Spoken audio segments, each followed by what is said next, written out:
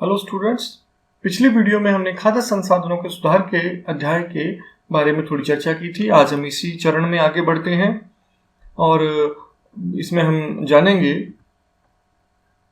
कि खाद क्या होता है। हमने अभी पिछले वीडियो में पढ़ा था कि पौधे को पोषक तत्वों की आवश्यकता होती है और पौधा ये पोषक तत्व मिट्टी में से प्राप्त करता है, लेकिन मिट्टी में इनकी मात्रा धीरे धीरे घटने लगती है। जैसे जैसे हम फसल का उत्पादन करते हैं लगातार, तो मिट्टी में पोषक तत्वों की मात्रा कम होने लगती है, तो हमें मिट्टी को पोषक देने पड़ते हैं। इसके लिए हम पौधे को खाद या उर्वरक देते हैं।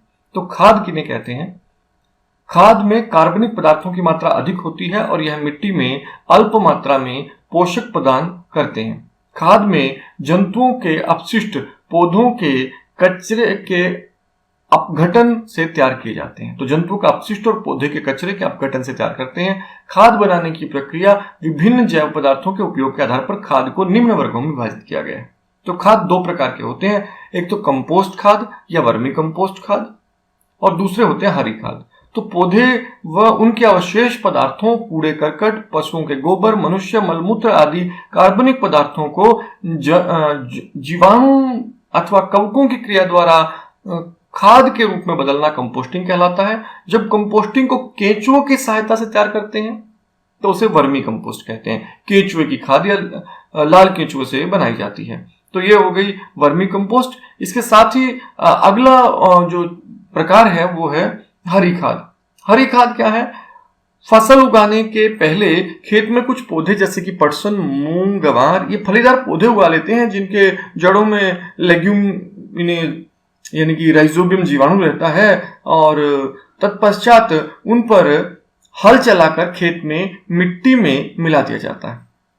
ये पौधे हरी खाद में परिवर्तित हो जाते हैं और जो मिट्टी को नाइट्रोजन और फास्फोरस से परिपूर्ण करने में सहायक होते हैं। अब हम जानते हैं उर्वरक के बारे में।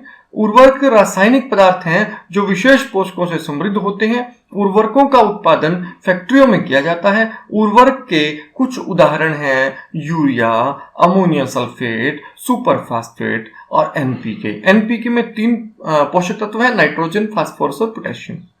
इनके उपयोग से किसानों को गेहूं, धान, मक्का जैसी फसलों की अच्छी उपज प्राप्त करने में सहायता मिलती है, परंतु उर्वरकों के अत्यधिक उपयोग से मिट्टी की उर्वरता में कमी आई है। उर्वरक फसलों के लिए तो अच्छे हो सकते हैं, लेकिन मृदा के लिए अच्छे नहीं है। यह जल प्रदूषण का भी स्रोत बन गए हैं। अतः मिट्टी की उर्वरता बनाए रखने के लिए हमें उर्वरकों के स्थान पर जैविक खाद का उपयोग करना चाहिए तथा 2 फसलों के बीच में खेत को कुछ समय के लिए बिना कुछ उगाए भी छोड़ देना चाहिए। आप उदाहरण देख रहे हैं, ये उर्वरक हैं जो हमारे चित्र में देख रहे हैं आप। तो ये पहला यूरिया है। आपने ये बैग्स अपने घरों में देखे होंगे अगर किसान के परिवारों से आप हैं तो। और ये एनपीके है और ये डीएपी। तो ये उर्वरक हैं जो आपने घरों में प्रयोग करते होंगे, खेतों में प्रयोग करते हैं किसान। कभी कभी उर्वरक अधिक सिंचाई के कारण पानी में बह जाते हैं और पौधे इसका पूरा अवशोषण नहीं कर पाते, तो उर्वरक की यह अधिक मात्रा जल प्रदूषण का कारण बन जाती है। उर्वरक बहकर जल में मिल जाते हैं और आपको जानकर हैरानी होगी कि हमारे भूमिगत जल में भी अब कुछ मात्रा में उर्वरक पाए जाने लगे हैं। उर्वरक का सतत प्रयोग मिट्टी की उर्वरता को घटाता है क्योंकि कार्बनिक पदार्थों की पुनः पूर्ति नहीं हो पाती। इससे सूक्ष्म जीवों और भूमिगत जीवों के जीवन चक्र अवरुद्ध होता है। उर्वरकों के उपयोग द्वारा फसलों का अधिक उत्पादन कम समय में प्राप्त हो सकता है, परंतु यह मृदा की उर्वरता को कुछ समय के पश्चात हानि पहुंचाते हैं, जबकि खाद का उपयोग से लाभ लंबी अवधि तक होते रहते हैं। तो खाद और उर्वरक में हम अंतर एक बार समझ लेते हैं। तो पहला अंतर हमारे पास क्या है कि ये मुख्य रूप से खाद जो है वो कार्बनिक पदार्थ है, ठीक है, और जो उर्वरक है वो एक रासायनिक अकार्बनिक पदार्थ है। खाद प्राकृतिक पदार्थों के बने होते हैं, जबकि ये रासायनिक पदार्थों से मिलकर बनते हैं। खाद में कम मात्रा में पोषक तत्व होते हैं, उर्वरक में बहुत अधिक मात्रा में पोषक तत्व पाए जाते हैं। खाद सस्ती है और घर या खेत में बनाई जा सकती है। उर्वरक महंगे हैं और उन्हें फैक्ट्री में तैयार किया जाता है। खाद धीरे धीरे पौधों द्वारा अवशोषित होती है क्योंकि ये पानी में अघुलनशील होते हैं। आसानी से फसल को उपलब्ध हो जाते हैं क्योंकि पानी में घुलनशील होते हैं, इसलिए उर्वरक तुरंत पानी में घुल जाते हैं और पौधे को तुरंत मिल जाते हैं। इसका आसानी से भंडारण और स्थानांतरण किया जा सकता है। भंडारण और स्थानांतरण आसानी से नहीं किया जा सकता, क्योंकि फैक्ट्री में बनते हैं और उन्हें खेत तक पहुंचाना होता है, जबकि हम खाद को तो बिल्कुल खेत में ही बना सकते हैं। तो भंडारण भी आसान है उसका और स्थानांतरण भी आसान है। तो हम पढ़ते हैं कार्बनिक खेती के बारे में। आजकल बहुत ज्यादा उपयोग हो रहा है कीटनाशियों का, कीटनाशियों का, और इससे हमारे खेतों के फसलों को, मृदा को और हमारे पारिस्थितिक तंत्र को हानि पहुंच रही है, हमारे पर्यावरण को हानि पहुंच रही है। तो इसके लिए अब एक नया विचार आया है कार्बनिक खेती का। कार्बनिक खेती, खेती करने की वह पद्धति जिसमें रासायनिक उर्वरक, पीड़कनाशी, शाकनाशी आदि का उपयोग बहुत कम या बिल्कुल नहीं होता। इस पद्धति में अधिकाधिक कार्बनिक खाद, कृषि अपशिष्ट का पुनर्चक्रण, जैविक कारक जैसे कि नीलहरित शैवाल का संवर्धन जैविक उर्वरक बनाने में उपयोग किया जाता है। तो नीम की पत्तियां या हल्दी का विशेष रूप से जैव कीटनाशकों के रूप में खाद्य संग्रहण में उपयोग किया जाता है। तो हम यहां समझें कि कार्बनिक खेती ऐसी खेती है जिसमें ना तो रासायनिक उर्वरक उपयोग होते हैं, ना पीड़कनाशी, ना शाकनाशी, ठीक है, और सभी प्रकार की कार्बनिक चीजें ही उपयोग होती हैं, चाहे वो दवाइयों के लिए हो, चाहे वो जैविक कारकों को मारने के लिए हो, जैविक कारक उपयोग करना हो, चाहे वो जैविक उर्वरक उपयोग करना हो, लेकिन सब कुछ जैविक या कार्बनिक उपयोग होगा, कोई भी अकार्बनिक या रासायनिक पदार्थ उपयोग नहीं किया जाता। अब हम बात करते हैं सिंचाई की। फसलों को जल प्रदान करने की प्रक्रिया को सिंचाई कहते हैं। सिंचाई के तरीके हमारे पास बहुत सारे हैं, उपलब्ध स्रोत के अनुसार ही किसान सिंचाई करता है। तो हमारे पास यहाँ कुआं है, ये दो प्रकार के होते हैं, खुदे हुए और नलकूप। खुदे हुए जो पुराने किस्म के कुएं होते थे जिनसे पानी बाल्टी या रहट वगैरह से निकाला जाता था, और आधुनिक नलकूप जिन्हें हम ट्यूबवेल भी कहते हैं। ये ट्यूबवेल भी कुएं की एक प्रकार है, आधुनिक प्रकार है। तो खुदे हुए कुएं द्वारा भूमिगत जल स्तर के पानी मिट्टी से निकाला जाता था, जहां ऊपरी जो जल होता है भूमि का वही निकाला जाता था। नलकूप में पानी गहरे जल स्तर से निकाला जाता है। इन कुओं से सिंचाई के लिए पानी को पंप द्वारा निकाला जाता है। अब नहरें, यह सिंचाई का बहुत ही विस्तृत और व्यापक तंत्र है। इसमें पानी एक या अधिक जलाशयों या नदियों से आता है और मुख्य नहरों से शाखाएं निकलती हैं जो विभाजित होकर खेतों में सिंचाई करती हैं। खेतों में नहरें तो आपने देखी होंगी। नदी जल उठाव प्रणाली, इस प्रणाली में पानी सीधे ही नदियों से ही पंप द्वारा इकट्ठा कर लिया जाता है। इस सिंचाई का उपयोग नदियों के पास की खेती में लाभदायक होता है। तो जहां नदी जा रही है तो किसान नदी में ही सीधे पाइप लगाकर अपने खेत में डाल देता है पानी को। तालाब आपत्ति के समय प्रयोग में आने वाले वे छोटे तालाब या छोटे जलाशय होते हैं जो छोटे क्षेत्रों में पानी का संग्रह करते हैं, और पानी का संरक्षण हमें वर्षा के जल को सीधे ही किसी टैंक में इकट्ठा कर लिया जाता है और यह मृदा अपरदन को भी दूर करता है। फिर इनका जो संग्रहित जल है इसका भी सिंचाई में उपयोग किया जाता है। अब हम बात करते हैं मिश्रित खेती की। इससे भी हम अपना उत्पादन बढ़ा सकते हैं। मिश्रित खेती क्या है? दो या दो से अधिक फसल को एक साथ उगाना एक ही भूमि पर मिश्रित खेती कहलाता है। इसमें गेहूं या चना हम साथ साथ उगा सकते हैं, मूंगफली, सूरजमुखी आप साथ साथ उगा सकते हैं। आप उदाहरण में देखिए, यहाँ दो तरह की फसलें आपको दिखाई दे रही हैं, आपको अलग अलग कलर में, ग्रीन कलर में और एक थोड़ा सा रेडिश कलर में आपको दिखाई दे रही हैं। दो फसलें एक ही खेत में एक साथ मिश्रित करके भी उगाई गई हैं। इससे उत्पादन बढ़ाया जा सकता है। एक साथ साथ इसका फायदा यह भी होता है कि किसी कारणों से यदि एक फसल नष्ट हो जाए तो दूसरी फसल से कुछ उत्पादन प्राप्त हो जाता है। तो बिल्कुल ही ऐसा नहीं होगा कि बिल्कुल खेत में कुछ उगेगा ही नहीं। अगर एक फसल नष्ट हो गई तो दूसरी फसल थोड़ा उत्पादन दे देगी। उसके बाद एक दूसरा तरीका है अंतरा फसलीकरण। फसल के बीच में अंतर देकर बोना।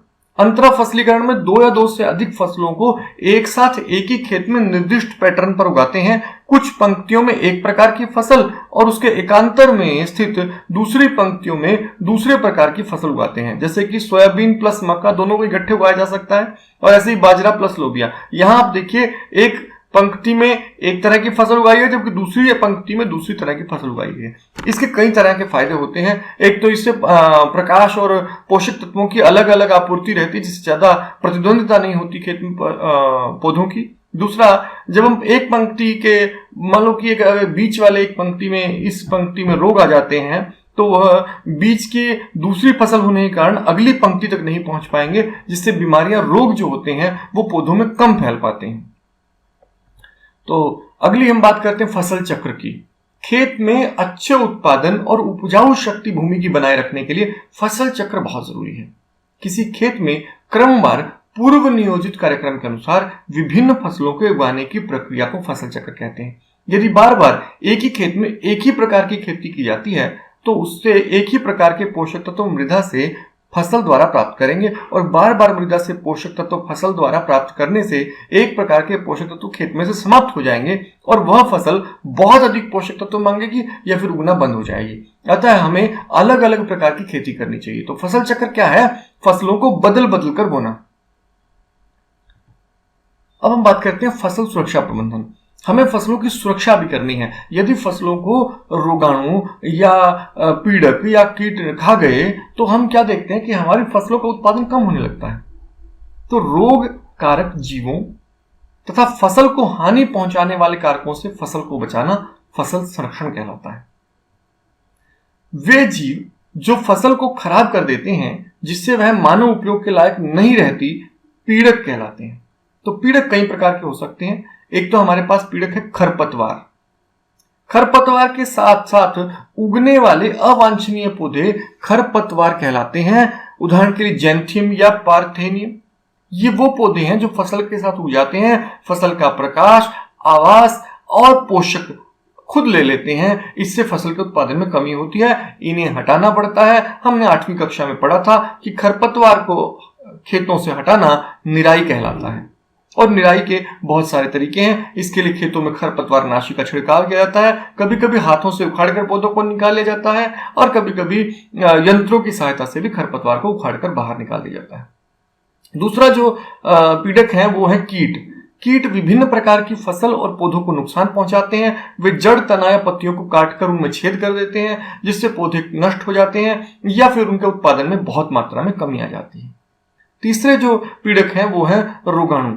ये रोगाणु जो हैं जैसे कई जीव जैसे कि बैक्टीरिया, फंगस या वायरस जो पौधों में बीमारी पैदा करते हैं, इन्हें रोगाणु कहते हैं। ये भी फसल के उत्पादन में कमी लाते हैं। इसके लिए भी बहुत तरह की औषधीय प्रयोग पौधों पर किए जाते हैं और पौधों को अलग अलग तरह की दवाइयों या फंगस नाशी या बैक्टीरिया नाशी या और प्रकार की दवाइयों से पौधे को बचाने की कोशिश की जाती है। अनाज का भंडारण के समय सावधानी। अब हम भंडारण के बारे में बात करें क्योंकि फसल का उत्पादन अगर अच्छा हुआ है तो उसका भंडारण भी ठीक से आवश्यक है। अगर भंडारण ठीक से नहीं हुआ और जो उत्पादित अनाज है उसको ही पीड़क खा गए तो हमारी बहुत मेहनत बेकार चली जाएगी कि हमने उसे उगाया और भंडारित किया और भंडार में गृह में यदि वो नष्ट हो गई तो वो उसका लाभ हमें पर्याप्त नहीं मिल पाएगा। पूरे वर्ष मौसम के अनुकूल भोजन प्राप्त करने के लिए अनाज को सुरक्षित स्थानों पर रखना अनिवार्य है, किंतु भंडारण के समय अनाज कितने ही कारणों से खराब और व्यर्थ हो जाता है। जैविक कारक, तो 2 कारक हम यहां मानेंगे कि फसल को भंडारण को हानि पहुंचाने वाले 2 मुख्य कारक हैं, एक जैविक कारक और एक अजैविक कारक। जैविक कारक कौन से हैं? जीवित प्राणी, जो भी जीवित प्राणी हैं जो फसल को नुकसान पहुंचा सकते हैं, उत्पादन को नुकसान पहुंचा सकते हैं, वो जैविक कारक हैं। जैसे कि कीट है, चिड़िया है, चिचड़ी है, बैक्टीरिया है, फंगस है, जिसे हम कवक भी कह सकते हैं। ये सभी जो अगर ये हानि पहुंचाए तो हम इन्हें जैविक कारक कहते हैं। दूसरे हैं अजैविक कारक, निर्जीव कारक जैसे कि नमी, तापमान में अनियमितता आदि। ये कारक जैविक या अजैविक, ये कारक फसल की गुणवत्ता तथा भार में कमी करते हैं, रंग में परिवर्तन कर देते हैं और अंकुरण की निम्न क्षमता के कारण बनते हैं। इससे फसल की कीमत, फसल की भार और साथ साथ फसल की गुणवत्ता दोनों पर असर पड़ता है। इससे हमारे किसान की जो उत्पादन क्षमता है वो घट जाती है, साथ साथ किसान के उचित दाम नहीं मिल पाता है फसलों का, तो इनसे बचाना भी जरूरी है। तो यहाँ इस वीडियो को खत्म करते हैं। अगले भाग के साथ हम जल्द ही आपके सामने होंगे। तो तब तक के लिए आप इस चैनल को सब्सक्राइब करें और इंतजार करें, जल्दी अगला वीडियो